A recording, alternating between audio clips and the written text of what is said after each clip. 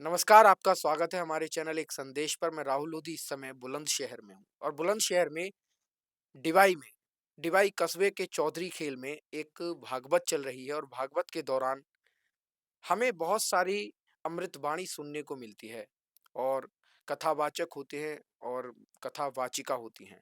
तो मेरे साथ आज एटा के महारेरा से जुड़ी हैं सुनीता सरगम जी, जो कि आज डिवाई में भागवत कथा की अमृत वर्षा कर रही हैं। और इनका हम अपने चैनल के माध्यम से स्वागत करते हैं क्योंकि यह डिवाई में आई हैं और हम डिवाई के ही निवासी हैं। तो सुनीता जी, आपका स्वागत है सर्वप्रथम तो। सभी को मेरे हाथ जोड़ के राधे राधे, राधे कृष्णा। देखिए, आज मैं अभी डिवाई में बैठी हुई हूँ। मेरी आज कथा प्रारंभ हुई है, यानी भंडारा शुरू हुआ है। तो आप मेरे यहाँ में भैया मेरे आए हैं यहाँ पे मेरा जो इंटरव्यू लेने के लिए। जो भैया आप पूछोगे आप मैं आपको जवाब दूंगी। अच्छा, पहले तो ये बताइए, जैसे कि आप मेरी भी आवाज़ पर गौर कर रहे होंगे कि मेरी आवाज़ जो है वो बैठी हुई है और साथ ही सुनीता जी की भी आवाज़, क्योंकि हम दोनों का एक ही कार्य है, बोलना।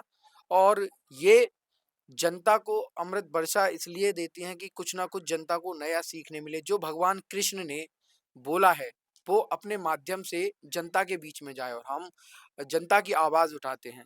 लगभग कार्य एक समान है, सेम-सेम है और आवाज़ बैठी हुई है। तो आवाज़ आपकी बैठ चुकी है। लगभग कितने दिन से आप यहाँ पर कथा कर रही हैं? मैं घर से निकली हूँ, आज मुझे 18वाँ दिन है और देर रात कथा करते-करते हो गई। और आज मुझे 18वाँ दिन है। 12, 1, 2, ढाई कितने भी बज जाएँ रात को और देर रात कथा करती हूँ, तो मेरा गला इस वज़ह से बैठ गया है। अच्छा, गला जैसे आप तो कथावाचिका हैं, गला बैठ जाए और उसके लिए आपने कुछ ट्रीटमेंट लिया, जैसे देशी दवा भी होती है, मुलेठी वगैरह, वो खा लेती हैं आप तो ठीक हो सकता था? नहीं, ऐसी कभी नहीं खाती मैं, वैसे कभी-कभार जैसे ज़्यादा गला बैठता है तो थोड़ा बहुत डाल लेती हूँ, वैसे मैं कुछ भी नहीं खाती। अच्छा, लगभग 18 दिन से आप कथा कर रही हैं और इसके बाद कहाँ जाना होगा आपका? इसके बाद अभी तो कहीं नहीं है। केवल मेरी 2 फरवरी से है आगे, अभी तो घर पे जाएँगे केवल। अच्छा, हम आपकी उम्र को देख रहे हैं, ज़्यादा उम्र नहीं है और आप कथा कर रही हैं। काफ़ी अच्छा लगता है जब जो न्यू-न्यू यूथ है, जो नए-नए युवा हैं, वो अध्यात्म की ओर बढ़ रहे हैं। तो आपकी उम्र क्या है? मेरी उम्र अभी 18 वर्ष की हो चुकी है। 18वीं मतलब चल रही हूँ मैं अभी। अच्छा, और मैं 10 साल से कथा कर रही हूँ। मतलब जब आप 8 वर्ष की थीं, तभी से आप कथा करने लगी थीं? हाँ, हाँ, हाँ। तभी से मेरा लगन लगी कि मैं कथा करूँ और आगे को किसी को मतलब मैं अपनी वाणी में भगवान की लीला कुछ किसी को सुनाऊँ, मेरे मन में जागी तो मैंने ये शुरू किया। अच्छा, 8 वर्ष की जब आप थीं, तो आपने इस कथा को याद कैसे किया? क्योंकि भगवद गीता में बहुत सारे श्लोक, बहुत सारी चीज़ें हैं। श्री कृष्ण अर्जुन से कहते हैं, अर्जुन श्री कृष्ण से कहते हैं। आपने 8 वर्ष की उम्र में कैसे याद कर लिया? क्योंकि 8 वर्ष की उम्र में व्यक्ति यही नहीं जान पाता कि वो कौन है। ठीक से अपना नाम, अपने पिता का नाम, अपने किसी भी खानदान का नाम तक नहीं बता पाता और आपने इतनी बड़ी भगवद गीता याद कर ली। कैसे किया था ये सब? याद नहीं, ये तो सब भगवान की देन है। जैसे मैं मतलब 8 वर्ष की थी तो मेरे लगन लगी कि मैं हाँ, भगवान के पूजा पाठ में रहूँ और आगे किसी को मतलब भगवान की लीला सुनाऊँ। तो भगवान की कृपा थी जो मेरे अंदर ज्ञान पैदा हुआ अपने आप। अच्छा, जैसे बहुत से लोग होते हैं, वो अक्सर ज़िक्र करते हैं कि आत्मा क्या होती है, परमात्मा क्या है? और एक श्लोक भी है भगवद गीता में, यदा यदा ही धर्मस्य ग्लानिर्भवति भारत अभ्युत्थान धर्मस्य तदात्मानं सृजाम्यहम्। तो आत्मा क्या है आपके अनुसार? जैसे आप 18 वर्ष की हैं, आप में का अनुभव भी होगा और आपने गीता भी पढ़ रखी है, आप गीता का वाचन करती हैं। तो आपके अनुसार आत्मा क्या है? आत्मा तो एक वो चीज़ है जो आत्मा आत्मा तो अमर है। यानी आत्मा तो ना जल सकती है और ना पानी में भिगो सकते हैं उसे। यानी कुछ भी नहीं कर सकते। आत्मा तो एक अमर है। अच्छा, इसका श्लोक था, सॉरी, वो यदा यदा ही धर्मस्य नहीं था, वो था नैनम छिदन्ति शस्त्राणि, नैनम दहति पावक न शोषयति मारुता। आगे मुझे याद नहीं है। तो इसी प्रकार से था कि आत्मा को ना शस्त्र काट सकता है, ना आग जला सकती है। तो परमात्मा से व्यक्ति का मिलन किस प्रकार से हो सकता है?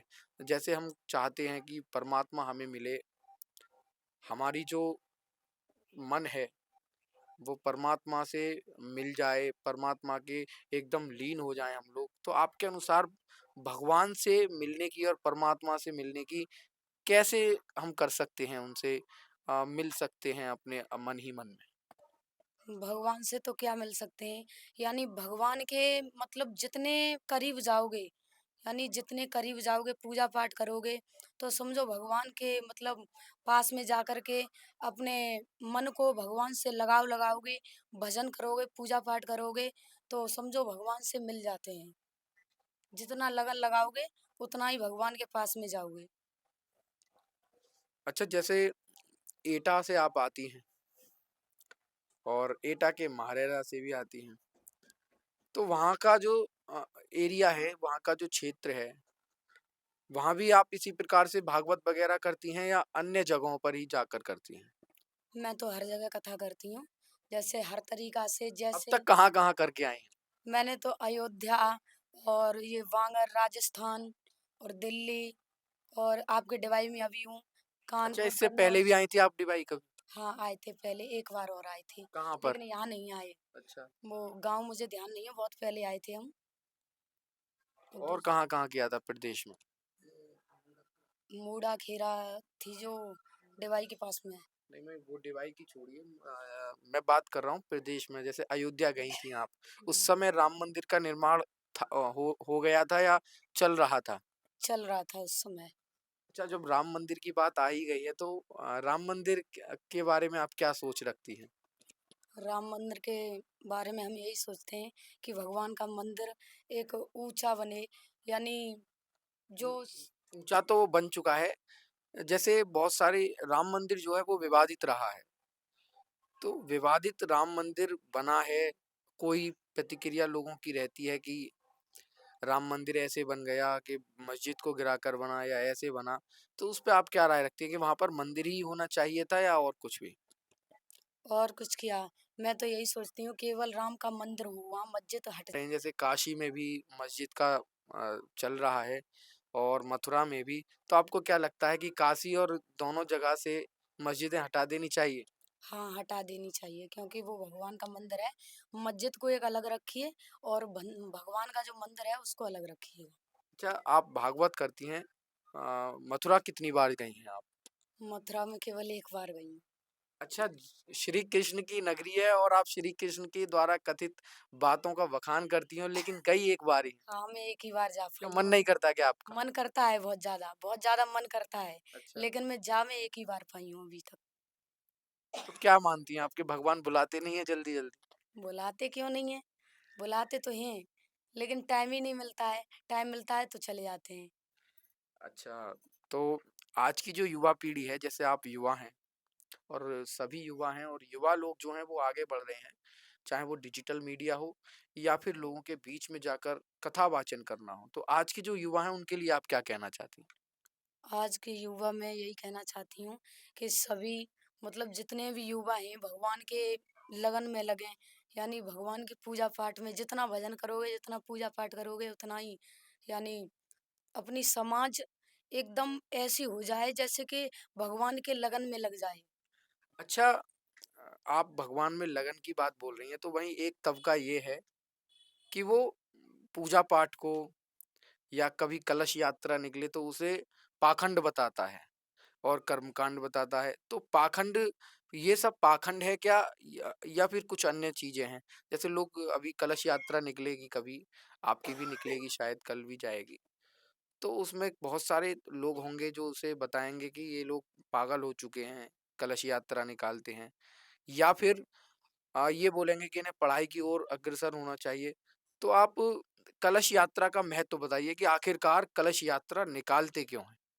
देखिए, कलश यात्रा का मतलब ये है जब भी कथा प्रारंभ होती है, जब कलश भरने के लिए जाते हैं, तो उसमें जो जल आता है, उसमें उस कलश में ब्रह्मा, विष्णु, महेश ये तीनों प्रभु जो उसमें कलश में आते हैं, साथ में बुला करके लाते हैं, सभी को निमंत्रण दे करके आते हैं। फिर कहते हैं कि हमारे गद्दी के पास में आपको रखा जाएगा, तो इतने दिन तक आप कथा सुनिए और हमारी जो भी है, सभी की लाज रखना, यानी सब कुछ आपको ही देखना है। उसमें ब्रह्मा, विष्णु, महेश प्रारंभ वो होते हैं, अच्छा विराजमान होते हैं उसमें। अच्छा, तीनों धरती को चला रहे हैं, तीनों पृथ्वी का चला रहे हैं, उन लोगों को मनाना एक प्रकार से हो गया कलश यात्रा का मतलब। हाँ, हाँ। ठीक, बिल्कुल। अच्छा, आप अपनी माध्यम से जैसे आप युवा हैं, 18 वर्ष की हैं, तो आप युवाओं को क्या संदेश देंगी हमारे चैनल के माध्यम से? मैं युवाओं को यही संदेश चल दूँगी। रहा है, बागेश्वर धाम सरकार आपने देखे होंगे कि वो किस प्रकार से हिंदुओं को एकजुट करने में लगे हुए हैं। अभी-अभी उन्होंने एक पदयात्रा भी निकाली थी और उसमें बहुत सारे कथन भी बोले थे उन्होंने और बहुत सारे उनके भाषण भी थे। तो आपको क्या लगता है कि हमारा देश जो है वो हिंदू राष्ट्र घोषित होना चाहिए या नहीं? और उसके क्या फ़ायदे होंगे? देखिए, मैं जो बागेश्वर धाम महाराज जी हैं, वो ठीक कर रहे हैं। जैसे हिंदू राष्ट्र जो भी है अपना, होना चाहिए जो वो करना चाहते हैं सो।